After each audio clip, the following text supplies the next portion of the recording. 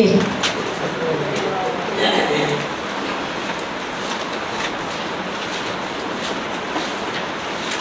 கர்த்தருடைய சத்தத்தை கேள். யாத்திராகம புத்தகம் 15வது அதிகாரம் 26ஆம் வசனம். நீ உன் தேவனாகிய கர்த்தரின் சத்தத்தை கவனமாய் கேட்டு அவர் பார்வைக்கு செம்மையானவைகளை செய்து அவர் கட்டளைகளுக்கு செவி கொடுத்து அவருடைய நியமங்கள் யாவையும் கைக்கொண்டால் நான் எகிப்தியருக்கு வரப்பண்ணின வியாதிகளில் ஒன்றையும் உனக்கு வரப்பண்ணேன். எகிப்தியருடைய வியாதி ஒன்றையும் நான் வரப்பண்ணேன். நானே உன் பரிகாரியாகிய கர்த்தர் என்றார். அல்லேலூயா. இந்த வருஷம் கர்த்தர் நமக்கு வாக்கு பண்ணியிருக்கிறார், தீர்க்க தரிசனமாகவும் சொல்லியிருக்கிறார், நான் தான் உன் பரிகாரி. ஆமென், ஆமென். ஐயா, உங்களுக்கு ஆண்டவர் பரிகாரியா இருக்கணும், மீட்பின் பரிகாரியா. அல்லேலூயா, அல்லேலூயா. மீட்பின் பரிகாரியா, வழி நடத்துகிற பரிகாரியா, ஏக்கத்தை நீட்டுகிற பரிகாரியா, கசப்பை மாற்றுகிற பரிகாரியா, ஆசீர்வதிக்கிற பரிகாரியா உனக்கு அவர் இருக்கணும்னா அவர் சத்தத்தை கேட்கணும். பக்கத்துல இருக்கிறவங்கள பார்த்து சொல்லு, கர்த்தர் சத்தத்தை கேளு, வரும் உனக்கு ஆசீர்வாதம். நான் உங்களுக்கு போன வாரத்துக்கு முந்தின வாரம் பிரசங்கம் பண்ணேன்.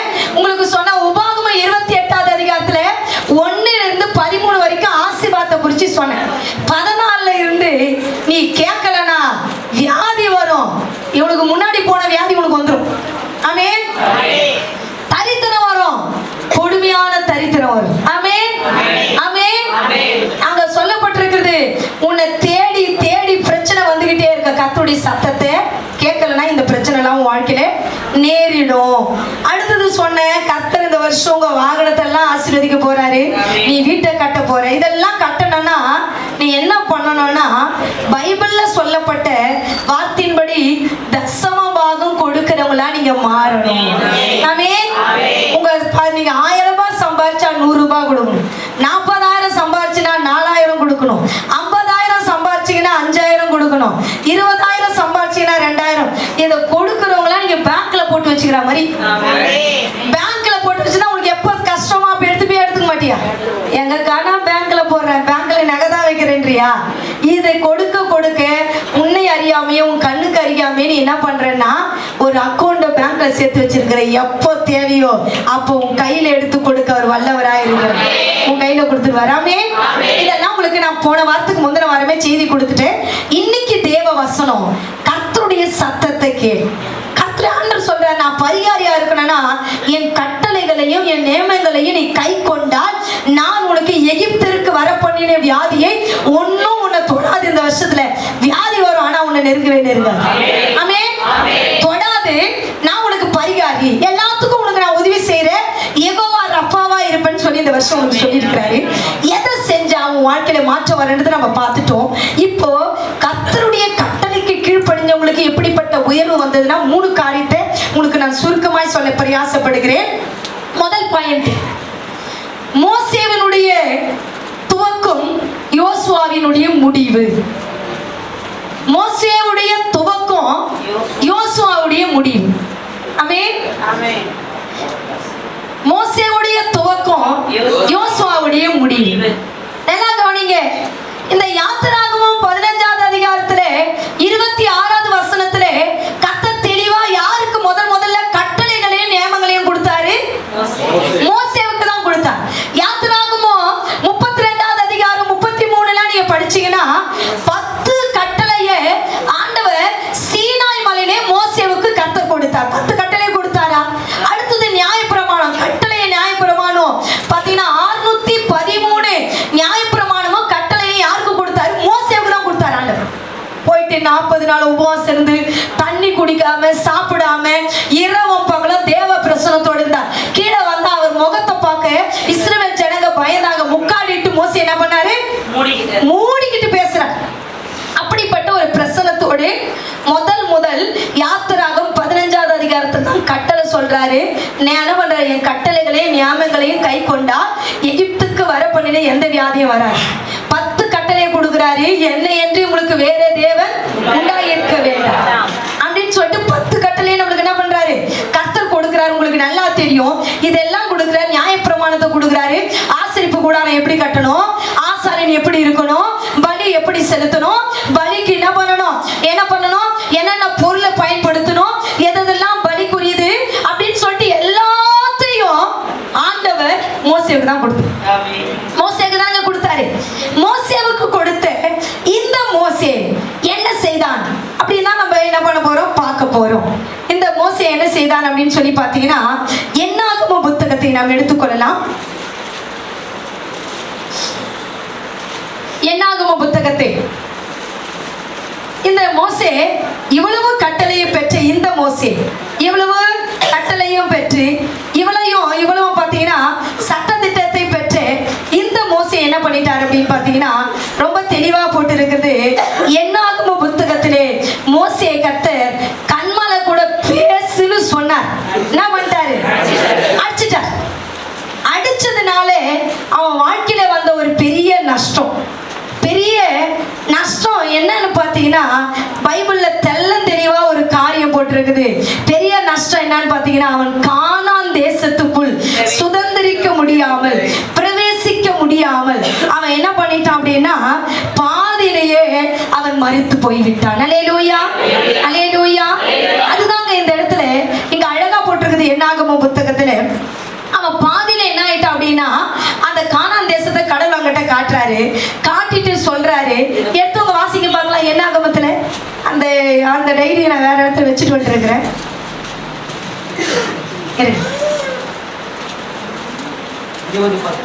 20:10 வாசிப்பா. மோசேயும் ஆரோனும் கண்மலைக்கு முன்பாக கூடி வர செய்தார்கள். அப்பொழுது மோசே நோக்கி, கலகக்காரரே கேளுங்கள், உங்களுக்கு இந்த கண்மலையில் இருந்து நாங்கள் தண்ணீர் புறப்பட பண்ணுவோமோ என்று சொல்லி தன் கையை ஓங்கி கண்மலையை தன் கோலினால் 2 தரம் அடித்தான். உடனே தண்ணீர் ஏராளமாய் புறப்பட்டது. சபையார் குடித்தார்கள், அவர்கள் மிருகங்களும் குடித்தது. யாத்திராகம புத்தகத்துல நீங்க பாத்தீங்கன்னா அவர் சொல்றாரு பேசுன்னு சொல்றாரு. யாத்திராகம புத்தகத்துல என்ன பண்றாரு, பேச சொல்றாரு. என்னாகம புத்தகத்துல யாத்திராகம புத்தகத்துல அடிக்க சொல்லுவார். யாத்திராகம புத்தகத்துல கண்மலையை அடின்னு சொல்லுவார். ஆனா என்னாகம புத்தகத்துல என்ன சொல்றாரு, 20:10 பேசுன்றார். இவர் கோபத்துல என்ன பண்ணிட்டாரு, அடிச்சிட்டார். பாருங்க, இது எதை குறிக்குதுன்னா, கண்மலை என்று கிறிஸ்து என்று அர்த்தம். கண்மலை கிறிஸ்து நமக்காக ஒரு தரம் பலியானார். மறுபடியும் இயேசு நம்ம நம்ப கூடாது, சிலுவையில் அடிக்க கூடாது. அப்போஸ்தலர் 9ஆம் அதிகாரத்துல பவுலை பார்த்து கேட்பாரு, பவுலே முள்ளில் உதிக்கிறது உனக்கு கடினமா, நீ துன்பப்படுத்துற இயேசு நான் தான் அப்படின்னு சொன்ன. உனக்காக முள்ளுல என்ன பண்ண, சாபமான முள்முடியை நான் ஏத்துக்கிட்டேன்பா, நீ மறுபடியும் அடிக்கிறீ அப்படின்னு சொல்ற. இன்னைக்கு ஆண்டவர் உங்க கூட தான் பேசுறாரு. இந்த மோசே தான் கற்பனையும் நியாயப்பிரமாணத்தையும் துவங்கினார். ஆமென் சொல்ல மாட்டேன்றீங்க? அல்லேலூயா. இவர் தானே தொடங்கினார். இவர் என்ன பண்ண, ஆண்டவர் சொன்னார், என் சத்தத்தை என்ன பண்ணு, கவனமா கேளு. என்ன சொன்னாரு அதுல பாத்தீங்க, 15ல கேட்டு சொல்லிக்கிறாரு. 26ல கவனமா கேளு. துவங்கின மோசே கவனமாய் கேட்பதை தவறி போய்விட்டான். தேவ பிள்ளை தவறிட்டான். அவன் தான் கட்டளைக்கு என்ன பண்ணா, ஜனங்களுக்கு எடுத்துட்டு கொடுத்தான். நியாயப்பிரமாணத்தை அவன் தான் கொடுத்தான். அதுக்காக 40 நாள் உபவாசம் இருந்தான். கற்பனையை போட்டு உடைச்சதுனால மறுபடியும் 40 நாள் போய் தேவ சமூகத்துல காத்திருந்த. இவ்வளவும் காத்திருந்த இந்த மோசே கத்த சத்தத்தை கவனமாய் கேட்காதனாலே அவனுக்கு வந்த இழப்பு என்ன தெரியுமா, கானான் தேசத்தை சுதந்திரிக்க முடியாமல் போய்விட்டது. இன்னைக்கு இந்த வருஷம் நீ சத்தத்தை கவனமா கேட்கலனா, இந்த வருஷம் உனக்கு வச்சிருக்கிற பெருக்கத்தின் ஆண்டி கர்த்தர் உன்னை சுருக்கத்தின் ஆண்டா மாத்திடுவார். உனக்கு ஆசீர்வாதம் பெருசு. இந்த வருஷம் கர்த்தர் உங்க கூட பேசுறாரு. தீர்க்க தரிசனமா நான் உங்களுக்கு சொல்றேன், இந்த வருஷம் உங்க வாகனத்துல ஒரு பெரிய ஆசீர்வாதம் இருக்கு. இன்னைக்கு கஷ்டம் மாதிரி நீங்க படலாம். உங்க வாகனம் அடிக்கடி உங்களுக்கு பிரச்சனை வைக்கிறான். ஆனா ஒரு பெரிய ஆசீர்வாதம் உங்க வாகனத்துல இருக்கு. இதுக்கு ஒன்னே ஒண்ணு கடவுள் சொல்றேன், சத்தத்தை கவனமா கேள். பிரசங்கிக்கும் போது சத்தத்தை கவனமா நீ கேட்க அதை அசப்போட உனக்கு ஒரு பெரிய பெருக்க ஆண்டு இந்த வருஷம் உனக்கு கர்த்தர் வச்சிருக்காரு. பெருக்கத்தின் ஆண்டை தான் கர்த்தர் கொடுக்கிறாரு இந்த வருஷம்.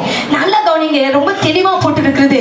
மோசே எல்லாத்தையும் கொடுத்தாலும் அவன் கோபத்துல என்ன பண்ணிட்டான், அது ஜனங்க முறுமுறுக்குதுல சத்தத்தை கேட்காத விட்டான். சத்தத்தை கேட்கல. அதனால வந்த விளைவு கானானை சுதந்திரிக்க முடியல.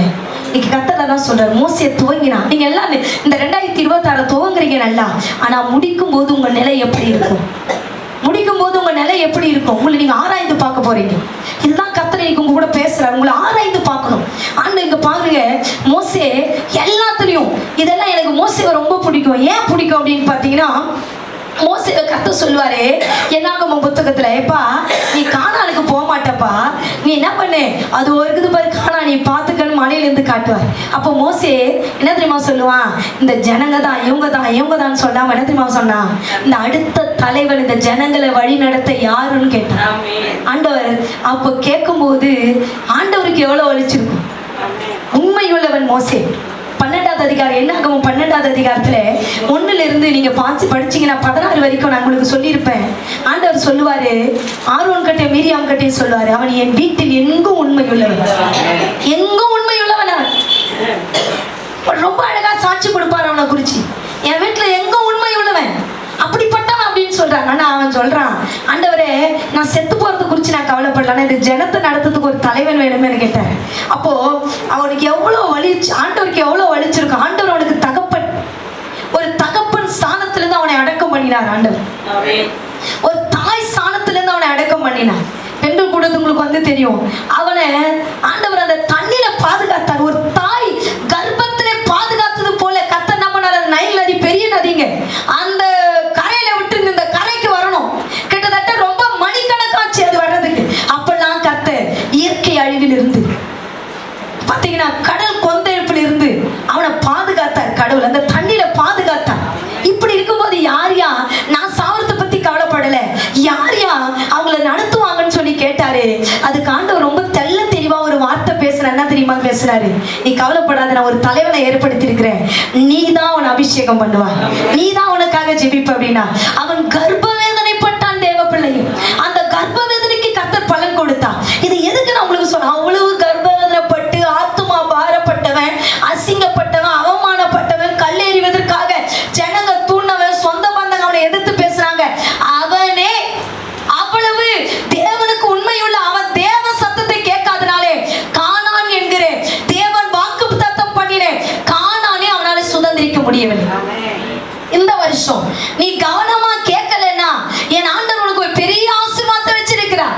பாலும் தேனும் ஓடுகிற ஒரு ஆசீர்வாதத்தை கர்த்தர் உனக்கு வச்சிருக்கிறார். நீ போறதுக்கு முன்னாடியே உனக்காக தடைகளை உடைத்து வாசல்களை ஆண்டவர் திறந்து உனக்காக ஒரு ஆசீர்வாதத்தை இந்த வருஷத்துல கடவுள் வச்சிருக்கிறார். உன்னுடைய வேலை, உன் படிப்பு, உன்னுடைய ஆவிக்குரிய ஜீவியம், ஊழியம் எல்லாத்துக்கும் கர்த்தர் தடையை உடைச்சு ஒரு பெரிய ஆசீர்வாதத்தை இந்த வருஷம் இந்த 2026ல கர்த்தர் வச்சிருக்கிறார். இதெல்லாம் நீ சுதந்திரிக்கணும்னா அவர் சத்தத்தை கவனமா கேட்கு. மோசேக்கு தான் முதல்ல சொல்ற, கவனமா கேளு. நம்மளுக்கு இந்த வருஷம் அதான் சொல்லி இருக்கிறார் ஆண்டவர், கவனமா கேளு, நான் ஒரு பெரிய ஆசீர்வாதத்தை வச்சிருக்கிறேன்.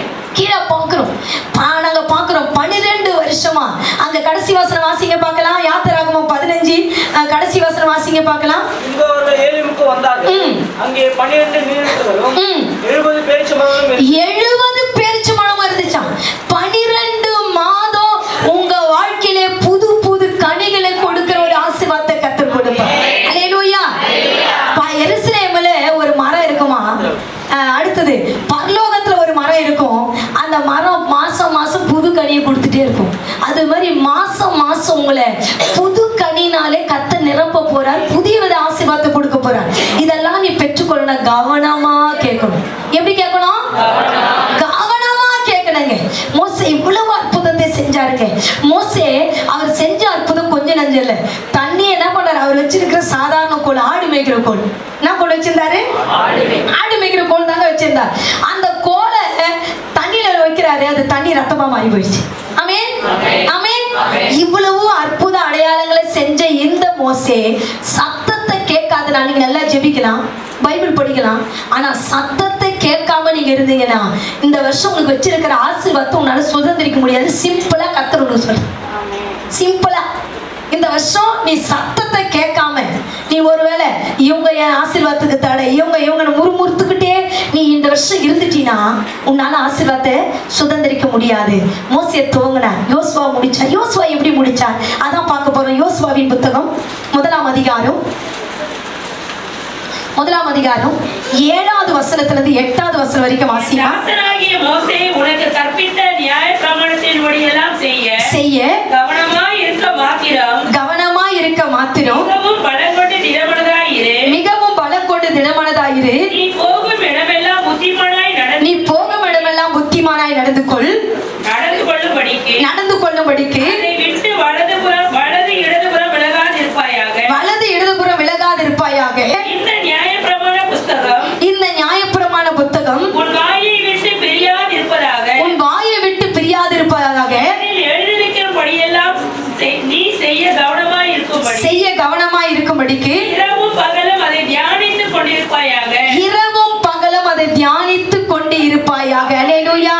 அப்பொழுது நீ உன் வழியை வாய்க்க பண்ணுவாய். அப்பொழுது புத்திமானாயும் நடந்து கொள்ளுவாய். நான் உனக்கு கட்டளையிடவில்லையா? பலம் கொண்டு திடமனதாயிரு. திகையாதே, கலங்காதே. நீ போகும் இடமெல்லாம் உன்னோடே இருக்கிறார் என்றார். அல்லேலூயா. இப்ப யோசுவா என்ன பண்றாரு? இத முடிக்கிறார். கர்த்தர் சொல்றாரு, அந்த முதலாவது அதிகாரத்துல நான் மோசேவோடு இருந்தது போல உன் கூட இருப்பேன், நான் உன்னை விட்டு விலகுவதும் இல்லை கைவிடுவதும் இல்லை அப்படின்னு சொல்லிட்டு 7வது வசனத்தை சொல்ல, இந்த நியாயப்பிரமாண புத்தகம் உன் வாயை விட்டு பிரியாத இருக்கணும், வலதுபுறம் இடதுபுறம் சாயாத.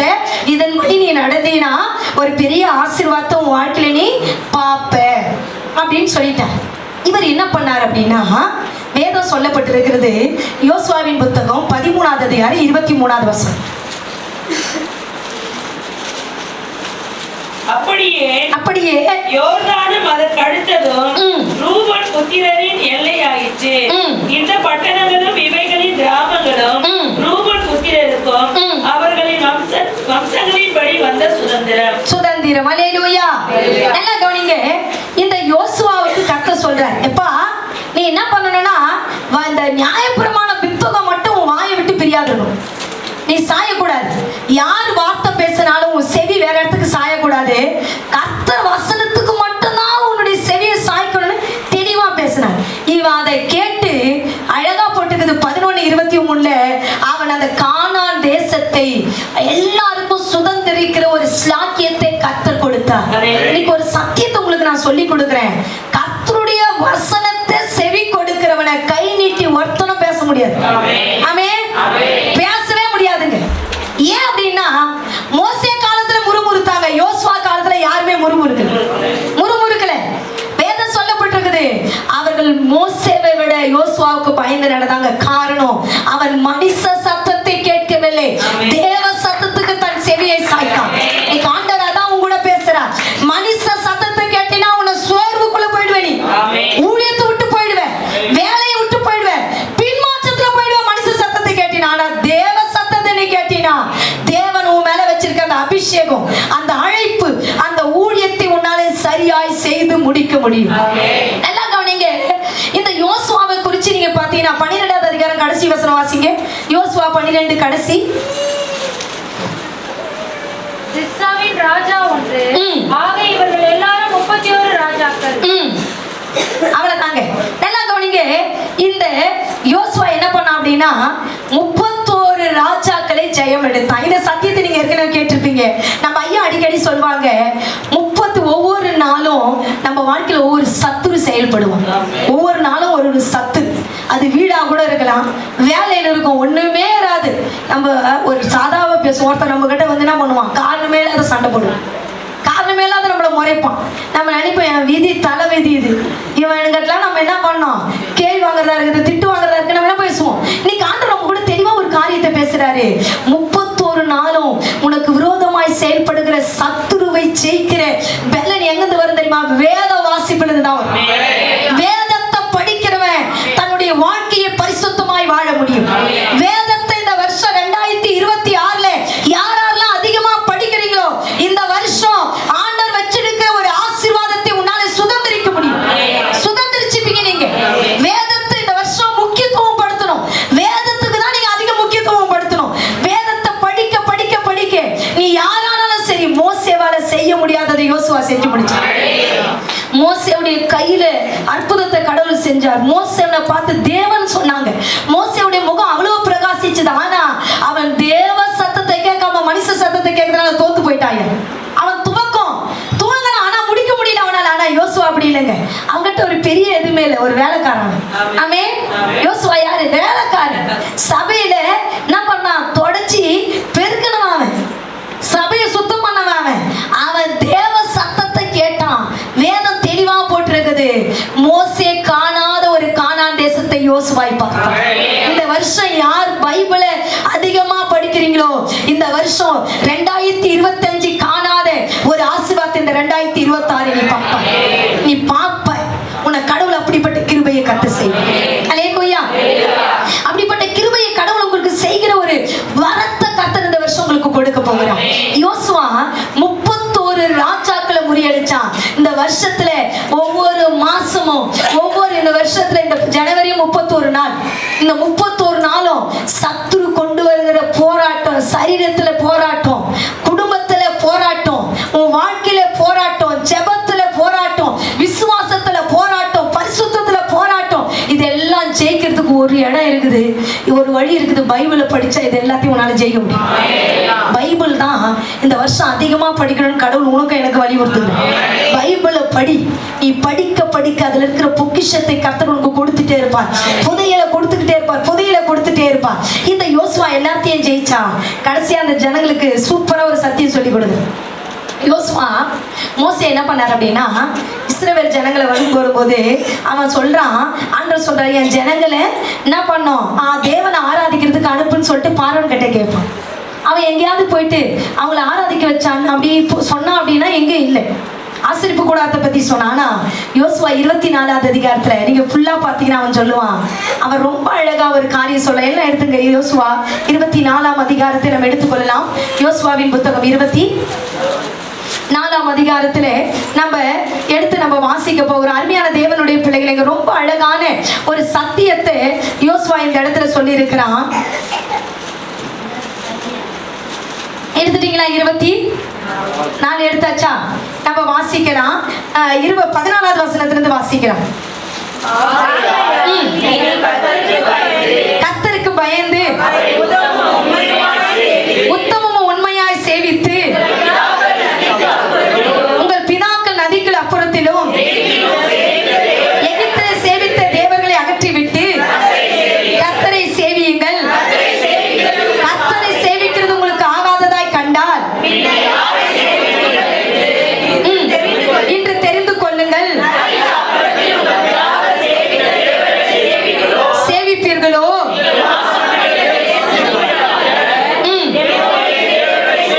எம்மோரின் தேசத்தை சேவிப்பீர்களோ? கர்த்தரையே சேவிப்போம் என்றார். நீங்க வீட்டுல போய் இதை வாசிச்சு பாருங்க. இந்த 13ல இருந்து கூட நீங்க வாசிச்சு பாருங்க. ரொம்ப அழகா இருக்கும். யோசுவா கடைசி எல்லா சொத்தையும் பிரிச்சு கொடுத்துட்டு சொல்றான், சேவிக்கிற தெய்வம் ஒருத்தர் இருக்கிறாரு, உன்னை நடத்துன தெய்வம் ஒருத்தர் இருக்கிறார், அவரை நானும் என் வீட்டாருமோ சேவிப்போம். நீங்க யாரை சேவிப்பீங்க அப்படின்னு கேட்டான்.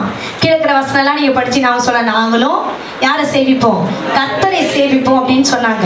அவங்க கொஞ்ச நாள் கர்த்தரை சேவிச்சாங்க, பின்மாற்றத்துக்கு போனாங்க. அவர் என்ன பண்றாரு, அவங்கள மீதியான் தேசத்துக்கு என்ன பண்ண, பாபிலோனுக்கு இப்படிலாம் அடிமையா கொடுத்தாரு. ஆனா மறுபடியும் அவங்களை என்ன பண்ணாரு, கொண்டு வந்தார். மறுபடியும் என்ன பண்ணாரு, அவங்கள கொண்டு வந்தார். ஆனா யோசுவா சொன்ன அந்த சத்தியத்தை அவங்க துன்பப்படும் போதெல்லாம் மறக்காது இருந்தாங்க. இதுக்கு காரணம் வேதம். இன்னைக்கு அதான் சொல்றாரு. யோசுவா மோசே துவங்கினாரு, யோசுவா முடிச்சார். நம்ம வாழ்க்கையில நீங்க தொடங்கி இருக்கிறீங்க, இப்ப பைபிளை தொடங்கி இருக்கிறீங்க. இதை முடிக்கணும்னா உங்களுக்கு வச்சிருக்கிற ஆசீர்வாதத்தை சுதந்திரிக்கிற நீங்க சரியா முடிக்கணும். யோசுவால முடிக்க முடியல, ஆனா யோசுவா முடிச்சாரு, மோசேவால முடிக்க முடியல. இன்னைக்கு ஆண்டவர் தான் சொல்றாரு, உங்களுக்கு ஆண்டவர் செய்யலாம். வேதத்தை படிங்க. யாரெல்லாம் பைபிள் படிக்காம ஒரு முறை கூட பைபிள் படிச்சு முடிக்காதவங்க, இந்த வருஷம் நீ படிச்சினா உண்மையா சொல்றேன், உனக்கு வச்சிருக்கிற பொக்கிஷ சாலையை கர்த்தர் திறப்பா. அதுல இருந்து நிறைய ஆண்டவர் உங்களுக்கு ரொம்ப நாளா உனக்காக வச்சிருக்கிற ஒரு ஆசீர்வாதத்தை கர்த்தர் உனக்கு திறந்து கொடுப்பான். வெண்கல கதவையும் இரும்பு தாப்பாலையும் வைத்து அந்த ரகத்துல இருக்கிற பொக்கிஷங்களையும் புதையில இந்த வருஷம் கொடுப்பான். பைபிளை படிச்சு முடிச்சு நீங்க ஆண்டவர் நாமத்தை மகிமைப்படுத்தணும். எனக்கு பைபிள் படிக்க ஒண்ணு தெரியலன்னா பிரச்சனை இல்லை. ஒண்ணு நீங்க செய்யணும். என்ன தெரியுமா செய்யணும்? அதை போட்டு கேட்கணும். ஒரு நாளைக்கு ஒரு 4 அதிகாரம் போட்டு கேட்டுட்டே இருங்க. அதுதான் நீங்க பைபிள் சமம். இப்படி செய்யும் போது அன்று உண்மையா சொல்றேன், உங்களுக்கு ஒரு பெரிய ஆசீர்வாதத்தை கர்த்தர் வைத்திருக்கிறார். ஆமென், ஆமென். மோசேவுடைய துவக்கம் யோசுவா முடியும். யோசுவா ஜெயிக்கிறதுக்கு, யோசுவாவை கை நீட்டி ஒருத்தன் பேசாததுக்கு காரணம் அவன் வேதத்தின்படி நடக்கும்.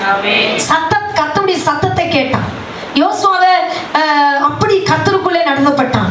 மோசே எல்லாம் முறுமுறுத்தாங்க மோசே, ஆனா அற்புத அடையாளங்கள் செஞ்சான். காரணம், கர்த்தர் சத்தத்தை கேட்காம மனுஷ சத்தத்தை கேட்டனால தோத்து போயிட்டான். நீ மனுஷ சத்தத்தை கேட்டினா தோத்துருவேன். கர்த்தர் சத்தத்தை இந்த 2026 கேட்டா நீ ஜெயிக்கிறவனா மாறிடுவேன். ஜெயம்தான் உன் வாழ்க்கையில பெரியும். யோசுவா போன இடம்லாம் யுத்தத்துல ஜெயிச்சான். அதுக்கு காரணம் சத்தத்தை கேட்டான், கர்த்தர் சத்தத்தை. நீ கர்த்தர் சத்தத்தை கேட்கறதுக்கு கர்த்தர் உங்களுக்கு கிருபை செய்ய ஒரு வல்லவராய் இருக்கிறார். ஆமென். நம்ம எல்லாம் முழங்கால் படியிட்டு ஜெபிப்போம்.